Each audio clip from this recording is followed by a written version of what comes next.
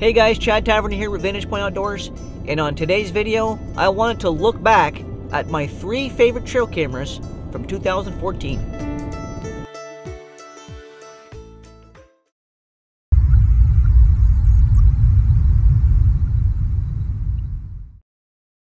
Alright guys, well here we are, it's January 2015, and I'm anticipating the new trail cameras coming out. In fact, I've been looking at a little bit of the ATA coverage from this past week, and I've already seen a couple of trail cameras being released that certainly piqued my interest, and that kind of gave me an idea of a video that I wanted to make for everybody. And that's just, I wanted to look back at my 3 favorite trail cameras from 2014. Now keep in mind, this is of the trail cameras that I used. I don't have access to every trail camera out there on the market, but of the ones I used, these are my 3 favorite trail cameras from this past year. At number 3, I'm going to give number 3 to the Browning Strike Force. I tell you what, this is a great camera. It's a very, very economical price. I paid $129 for my 3 Browning Strike Forces, and all of those cameras came with a free SD card and free shipping. So I bought those cameras off of trailcampro.com. I've had the cameras off most of the year, and I tell you what, I'm very, very happy with how the Browning Strike Force performs. The battery life is very, very solid. In fact, I can't even tell you how long the battery life lasts because my cameras are still going off the original batteries since July this year. So the Browning Strike Force gets awesome battery life. It also takes very good pictures. Picture quality from the Browning Strike Force is right up there with most other trail cameras on the market today.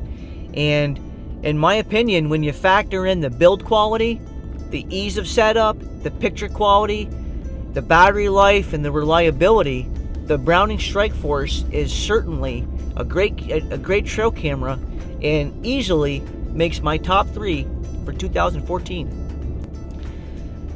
Alright, now on to my second favorite trail camera of 2014. I'm giving this spot to the Moultrie M880. Another great trail camera. It's a little bit more expensive than what the Browning Strike Force was. I think I paid $30 more for it, but I tell you what, the Moultrie M880 is another great trail camera. It's got just an awesome build quality. I love the menu setup on it. Everything's digital.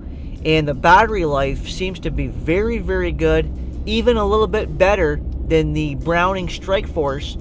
Part of that is because the Browning Strike Force only takes 6 batteries, 6 AA batteries. The Moultrie M880 takes 8 AA batteries. But in my field usage so far, I'm noticing that the battery indicator on the M880 is showing more battery life than the Browning, and both cameras were pretty much put out at the same time. Image quality from the Moultrie M880 is very, very good. The pictures are very, very saturated, very good color. Nighttime illumination on that camera is very good.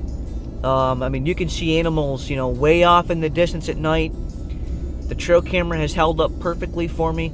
So this was pretty much a toss-up, honestly, between the Browning Strike Force and the M880. You really can't go wrong with either camera. But I guess if I had $150 in my wallet right now and was going to go buy a trail camera of either of those two, I would probably get an M880. So that's why I'm going to give the M880 the number 2 position, which brings me right into my number 1 camera of 2014. Alright, now you may have guessed it if you follow along with me on Vantage Point Outdoors, but my favorite trail camera from 2014 is the Cuddeback line of cameras. And if you'd have told me last spring that I would be giving my 2014 favorite trail camera award to a Cuddeback, I probably would have called you crazy, because I've had most of the other Cuddeback models throughout the year, and I've always been pretty disappointed with the Cuddebacks. But I tell you what, I got to give them props for their 2014 trail cameras. They're just, so far for me, they've been absolutely phenomenal. And the picture quality is hands down the best trail camera pictures that I have ever seen from a trail camera. So When you factor in the ease of use, the Cuddeback's set up very, very easily. The menus are very easy to go through and set the camera up. The camera gets awesome battery life. My long range IR that I've had set on photo mode since July is still going today. So battery life is very, very good from that camera. Seems to be very durable. It's held up for several months. And like I said earlier, the picture quality from these new Cuddebacks are hands down the best pictures I've ever seen from a trail camera. So picture quality is really the main reason why I'm giving the Cuddeback the #1 spot, because all the other categories, battery life, reliability, ease of use, I would say all the cameras are very close in that regard.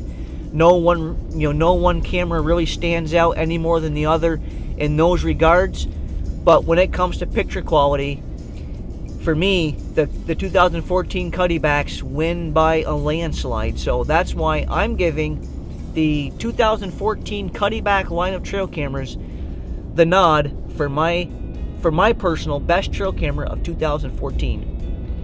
I hope you found this video informative. I want to thank you for tuning into the show as always, and I will see you next time right here on the VPO Minute.